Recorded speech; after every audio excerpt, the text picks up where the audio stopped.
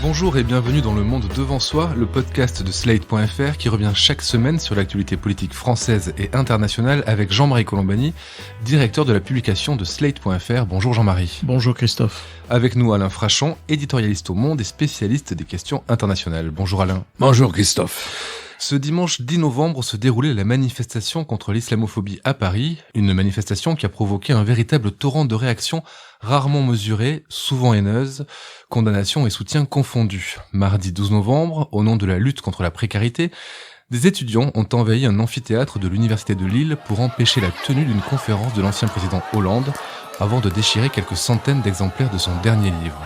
Le même jour, des militantes féministes ont fait annuler l'avant-première de J'accuse, le dernier film de Roman Polanski, accusé de viol et d'agression sexuelle par plusieurs femmes mineures au moment des faits. Et le lendemain, Alain Finkielkraut invitait à un débat sur le réalisateur choqué le plateau de LCI en prononçant ces mots « Violer, violer, violer, je dis aux hommes violer les femmes.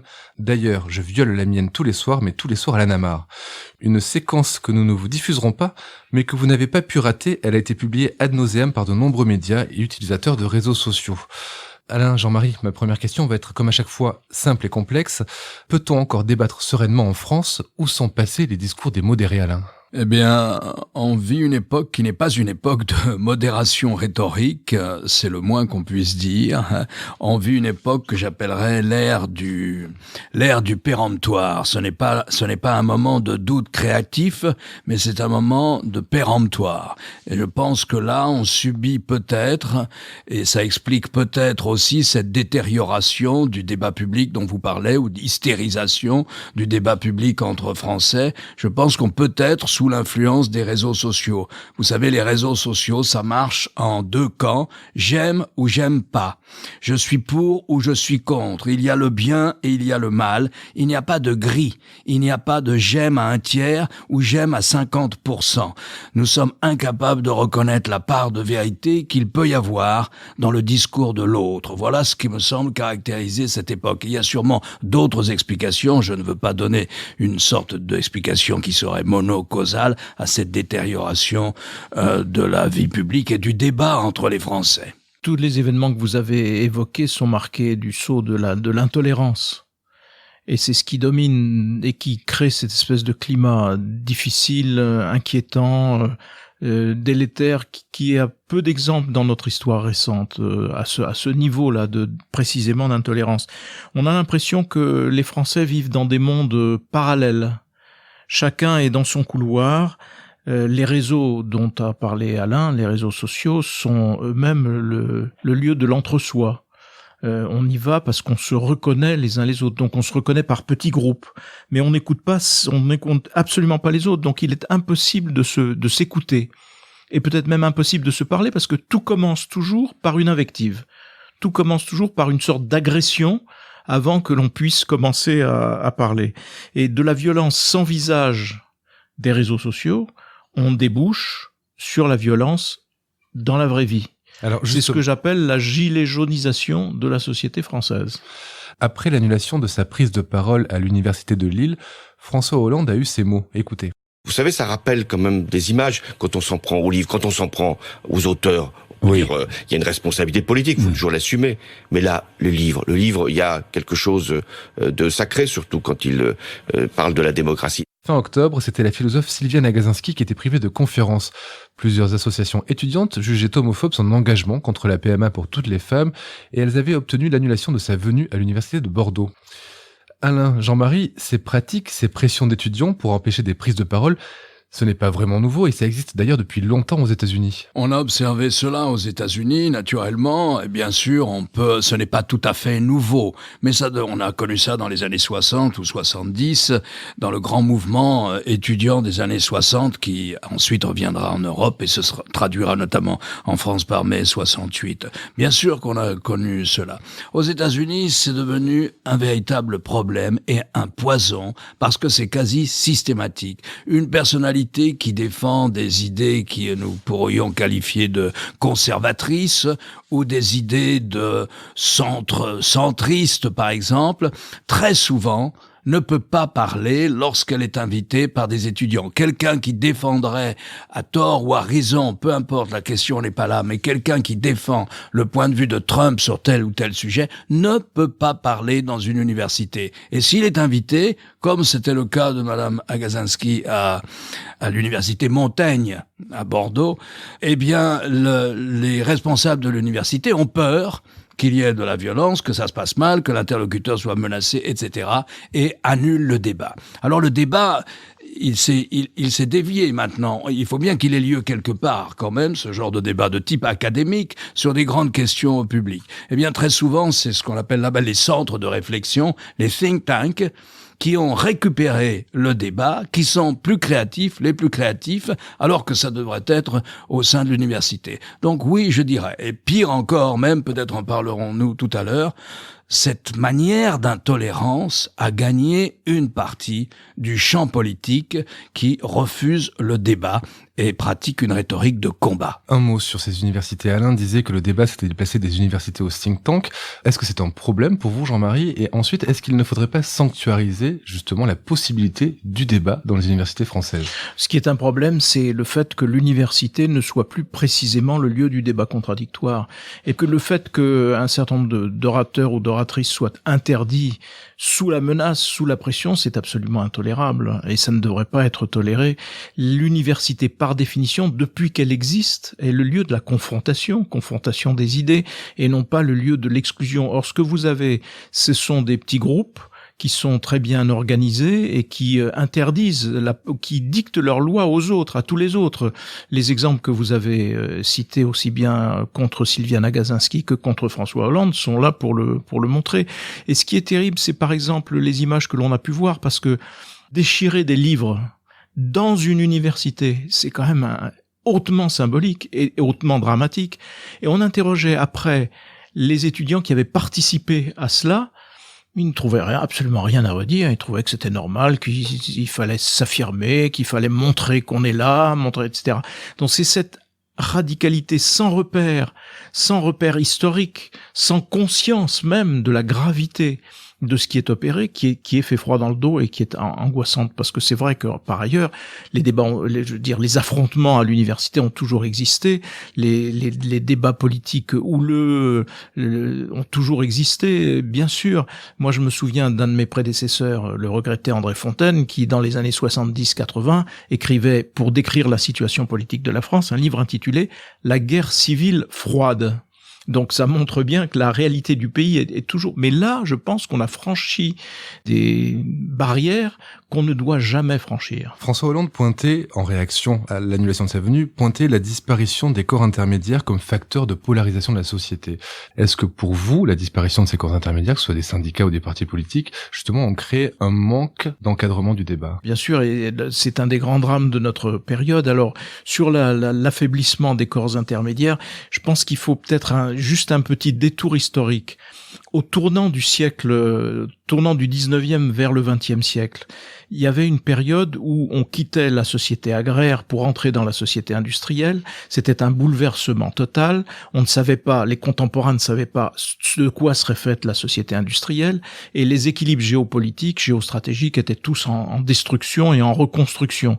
Il a fallu 2 guerres mondiales pour en sortir, mais à l'intérieur de nos pays, ces transformations gigantesques qui était marquée par la peur justement du changement et de la transformation, s'est traduite par un bouleversement complet de l'organisation de la société, de l'organisation de la vie en société. Les syndicats se sont installés à ce moment-là, ils n'existaient pas auparavant, les partis politiques se sont structurés, y compris les partis de masse, les valeurs elles-mêmes passaient d'un bord à l'autre, passait de droite à gauche, de gauche à droite. Il y avait une très grande confusion aussi dans les esprits. Il y avait une formidable flambée d'antisémitisme qui était une des marques de cette époque.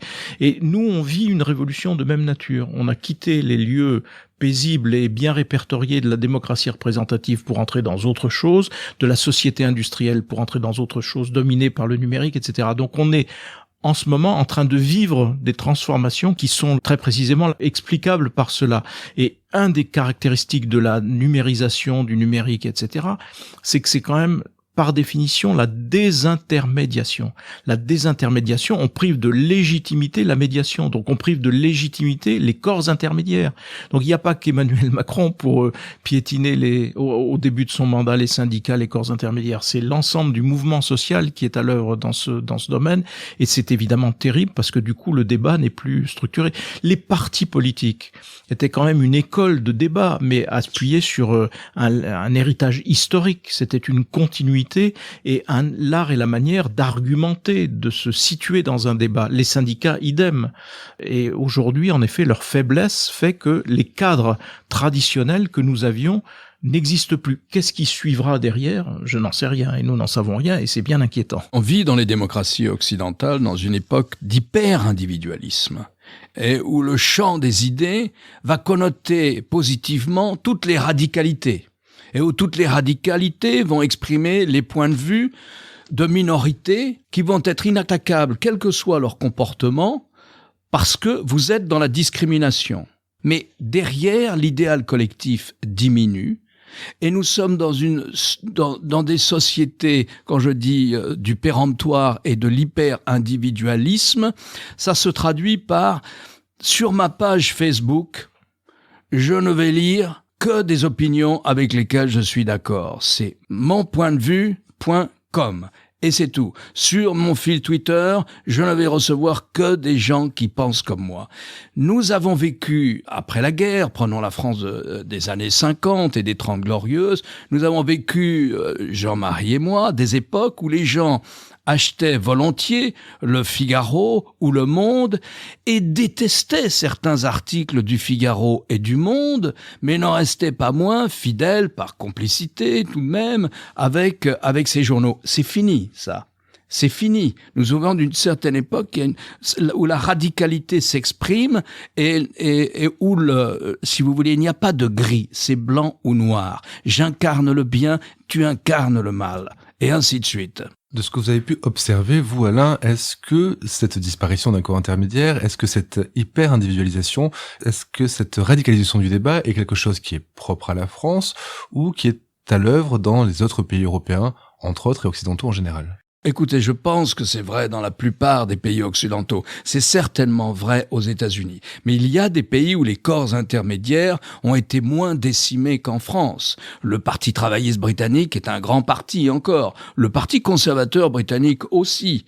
Dans toute l'Europe du Nord, malgré tout, certes, montent des partis protestataires de droite ou de gauche, mais en général plutôt de droite, mais ils n'ont pas ébranlé totalement, définitivement, ni la social-démocratie, ni les chrétiens démocrates. Donc, voilà, moi je dirais qu'il y a une singularité française, sans doute héritée de la Révolution, c'est que la France connote positivement les intellectuels les plus radicaux. Si vous n'exprimez pas une manière de radicalité, on vous entend pas. Je veux dire, on préfère, et je peux comprendre qu'on préfère Sartre à Raymond Aron. Certainement. Bon, voilà. Mais voilà, moi je préfère Raymond Aron, mais par ailleurs j'aime beaucoup lire Sartre. Toute une partie de l'œuvre journalistique d'Albert Camus en tant qu'éditorialiste à combat, c'est pour dénoncer ça, la connotation mécanique des positions les plus radicales. Vous savez, il y a une phrase de Raymond Aron qui dit « Mais si vous vous définissez comme étant complètement, définitivement à droite ou complètement, définitivement à gauche, eh bien c'est que vous êtes hémiplégique. » Si on veut continuer dans la singularité française, il faut ajouter qu'on est aussi une société de défiance ou de méfiance généralisée. Non pas seulement vis-à-vis des pouvoirs, des gens qui détiennent un pouvoir, mais les uns vis-à-vis des autres. Les Français vis-à-vis des Français. Les Français ne parlent plus aux Français. Et ils se parlent par petits groupes, chacun dans son coin entre eux. Et les gens ont peur les uns des autres. Moi, je vais souvent à la pâtisserie. Et il m'est arrivé de faire la queue pour acheter des gâteaux. Eh bien, très récemment, j'étais dans une queue, devancée par un couple de jeunes Italiens. Et la jeune femme s'inquiétait du silence qui régnait dans la queue et de la mine des uns et des autres. Et elle interrogeait son compagnon sur ce point. Et son compagnon lui a répondu « Mais tu sais, ici, les gens ont peur. Les gens ont peur les uns des autres. C'est ce qu'on peut constater dans la rue à tout moment. Et donc je pense que ça aussi, c'est une des marques de la singularité française qui, dans des moments comme le nôtre aujourd'hui, peuvent être dévastatrices. Ce morcellement de la société, il y a une institution, il y a une autorité qui vise à le combattre en rassemblant. Et cette institution qui rassemble en général, c'est plutôt le président de la République. On a l'impression que depuis quelque temps, les présidents de la République ne parviennent plus à rassembler les Français dans une sorte de, sinon d'idéal commun, en tout cas d'entente commune. Est-ce que c'est une impression ou est-ce qu'il y a vraiment comme ça une dépréciation et une incapacité de la fonction présidentielle à le faire? Il y a une dépréciation de toutes les fonctions électives et il y a pour en revenir à ce que vous évoquiez tout à l'heure sur les corps intermédiaires, il y a une dépréciation, voire parfois une délégitimation de tous ceux qui nous représentent. Et donc en premier lieu, évidemment, le président de la République, parce que la fonction présidentielle a été affaiblie. Donc c'est vrai que on peine à retrouver des gens qui soient capables justement de réunifier.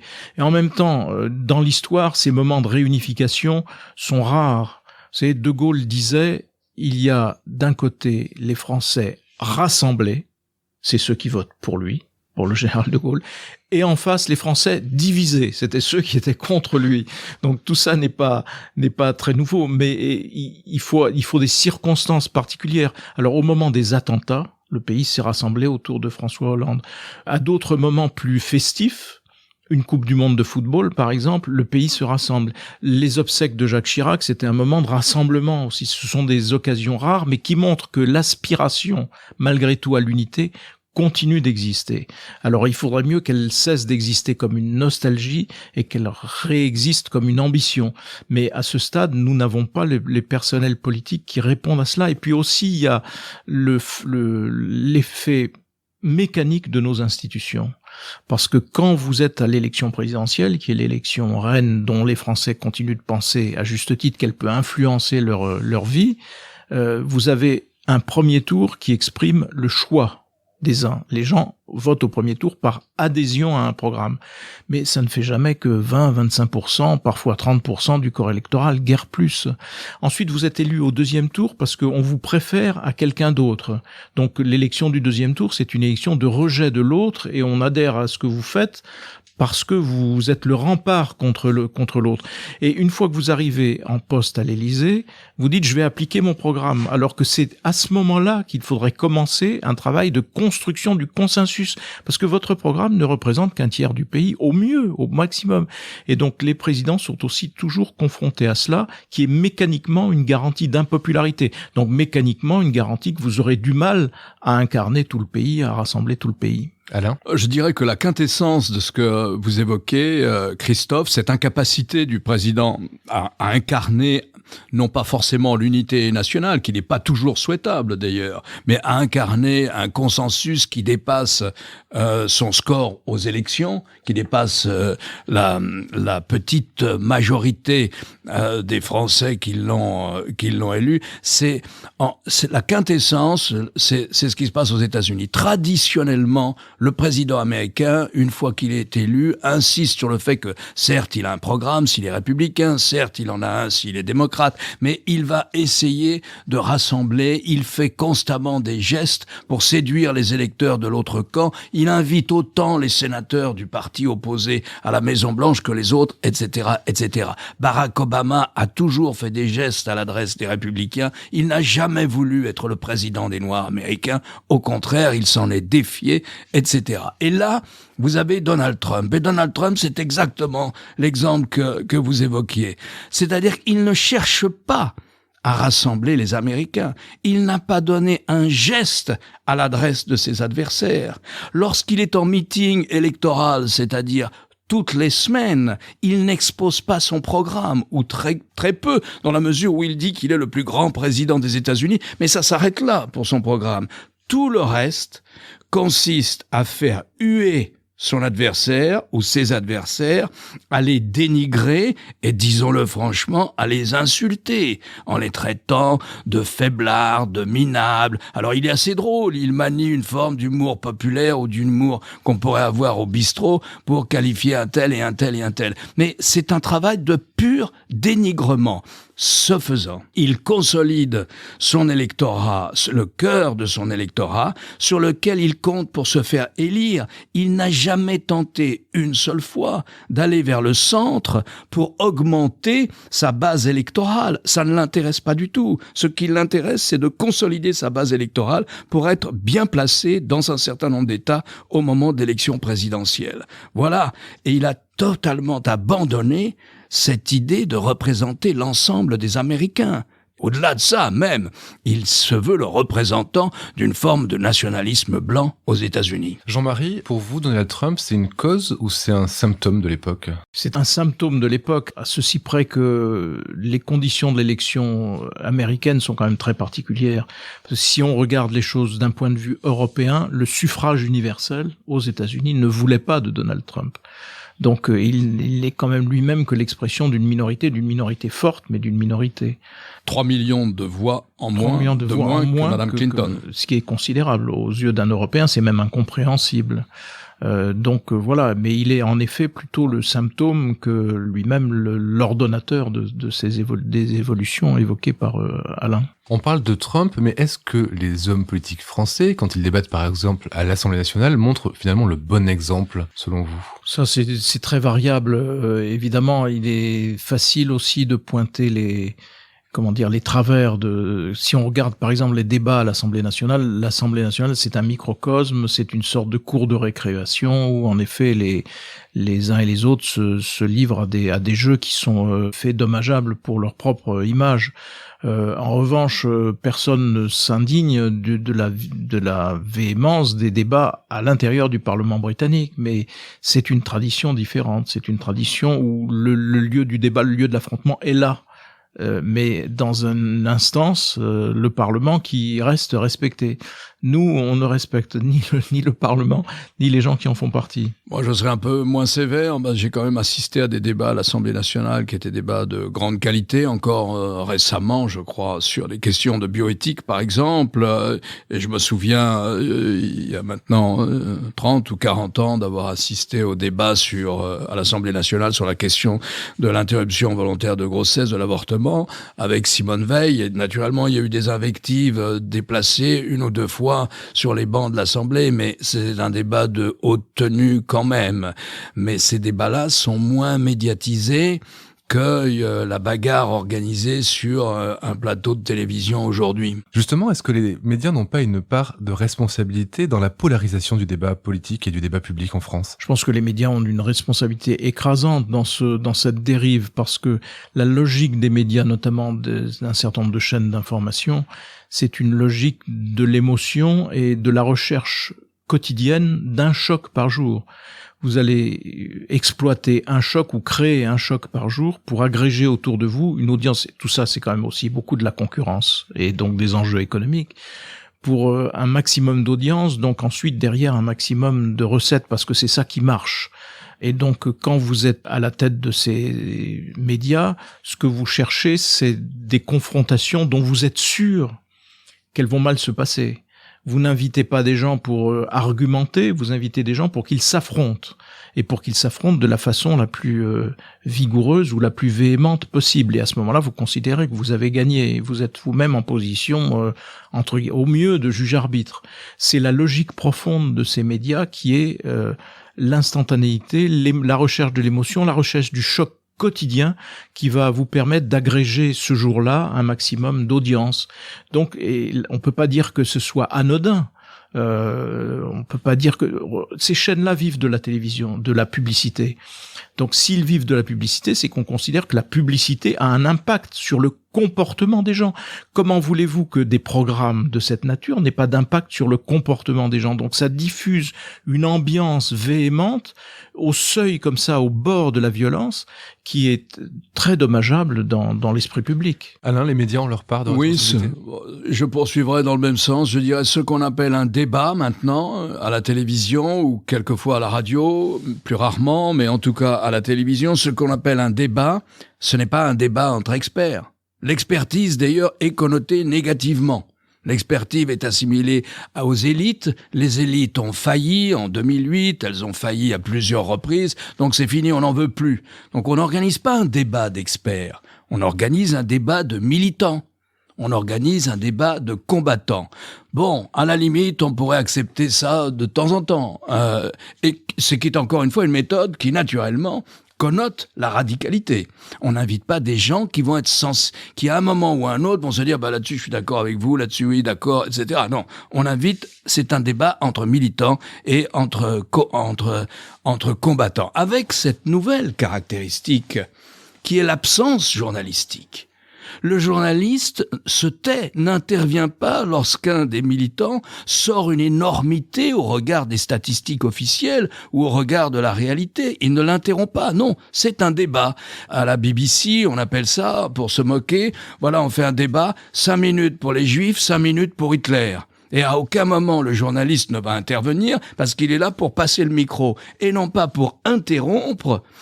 Il s'agit pas d'interrompre de manière, de manière agressive. Les journalistes ne doivent pas confondre la vivacité de l'interview avec l'agressivité. Non, c'est simplement de dire « Je suis désolé, vous ne pouvez pas dire qu'il y a 18% de taux de chômage en France en ce moment. Il n'y a pas 18%. Personne ne dit ça, ni l'OCDE, ni l'Union européenne, ni l'INSEE, ni le ministère des Finances, ni même l'opposition, etc. » Absence journalistique, confrontation entre militants, le bien contre le mal. Merci Jean-Marie, merci Alain. Christophe. Merci Christophe. Le Monde devant soi revient samedi prochain.